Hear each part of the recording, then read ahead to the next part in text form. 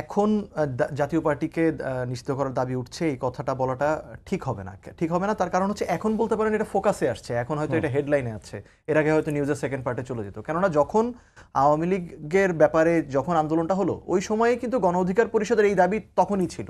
আপনি যদি মনে করতে পারেন রংপুরে জাতীয় পার্টির কার্যালয়ে এই একটা ঘটনা ঘটেছিল, সেটা কিন্তু গণ অধিকার পরিষদের নেতৃবৃন্দের সাথে জাতীয় পার্টির নেতৃবৃন্দের ঘটনাটা ঘটেছিল। এই ঘটনাটা অনেক দিন ধরেই ঘটছে, এখন এটা একটা বড় ঘটনায় পরিণত হয়েছে। তার কারণ হচ্ছে জাতীয় পার্টির সাথে এই ঘটনায় যে নুরুল হক নূরের উপরে আইন শৃঙ্খলা রক্ষাকারী বাহিনী, পুলিশ এবং সেনাবাহিনী বর্বরভাবে আক্রমণ করেছে, এবং সেই আক্রমণ করার ফলে এক ধরনের আশঙ্কা তৈরি হয়েছে যে জাতীয় পার্টিকে কি আসলে এই বিদ্যমান যে এস্টাবলিশমেন্টের কোনো পক্ষ একটু ব্যাকআপ দিচ্ছে কিনা।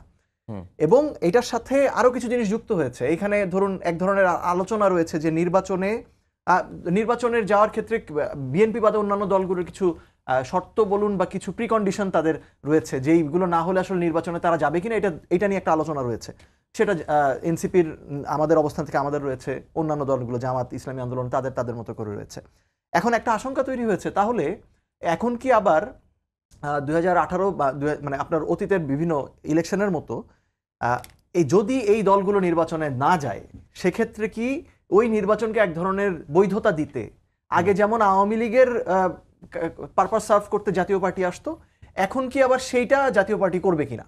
এবং সেই জন্যই কি আসলে কেউ সেটা আমাদের পলিটিক্যাল এস্টাবলিশমেন্ট হোক বা আমাদের যেই ওভারঅল অ্যাডমিনিস্ট্রেটিভ বা অন্যান্য যে এস্টাবলিশমেন্ট, তারা কেউ কি আসলে দিচ্ছে কিনা, এই একটা প্রশ্ন তৈরি হয়েছে। এটার কারণটা হচ্ছে নুরুল হক নূর, যিনি গণ অভ্যুত্থানের একজন অন্যতম নেতা, যিনি গত 15 বছর ফ্যাসিবাদ বিরোধী আন্দোলনের অন্যতম নেতা এবং সর্বশেষ ডাকসুর নির্বাচিত ভিপি, সেই ব্যক্তির উপর যখন এভাবে আক্রমণ করা হয় তখন এই প্রশ্নটা আসলে উঠে যায়, একটা সন্দেহ তৈরি হয়। এবং আমরা যে ভিডিওটা দেখেছি সেই ভিডিওটা দেখেও কিন্তু আসলে একটু আমাদের আশঙ্কাটা তৈরি হয়েছে। কিন্তু এর বাইরে আরেকটা যেটা হচ্ছে মাসুদ কামাল ভাই যেটা বলছিলেন, এই জায়গায় আমার একটা প্রশ্ন হচ্ছে, ধরুন মানে সাকিব আল হাসান যখন ম্যাচ ফিক্সিং এর কারণে ওনাকে কিছুদিন ক্রিকেট খেলা থেকে বন্ধ রাখা হলো, মানে তখন কি ওই আইসিসি বলেছিল যে বিসিবি ডিসিশন নিবে যে যেই লোক ম্যাচ ফিক্সিং করে বা স্পট ফিক্সিং করে তাকে দলে রাখবে কি রাখবে না?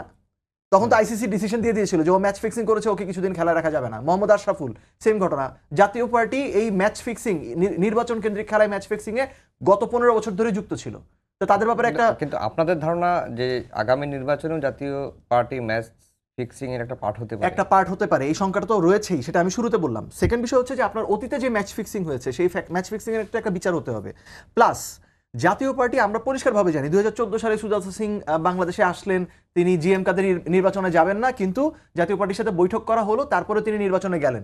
2024-এর ব্যাপারে আমরা এখন যেটা শুনতে পাচ্ছি যে 2024-এর আগে জাতীয় পার্টি যে আওয়ামী লীগ বিরোধী কথাবার্তা বলতো, এটা ছিল সিট নেগোসিয়েশন, এবং উনি ভারত থেকে ফিরে বললেন যে কি বলেছে সেটা আমি বলতে পারবো না ভারতের অনুমতি ছাড়া।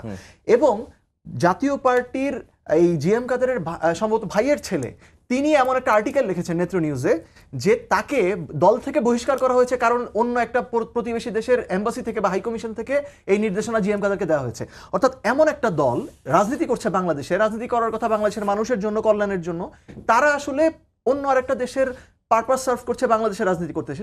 এই দল তো বাংলাদেশের সার্বভৌমত্বের জন্য হুমকি।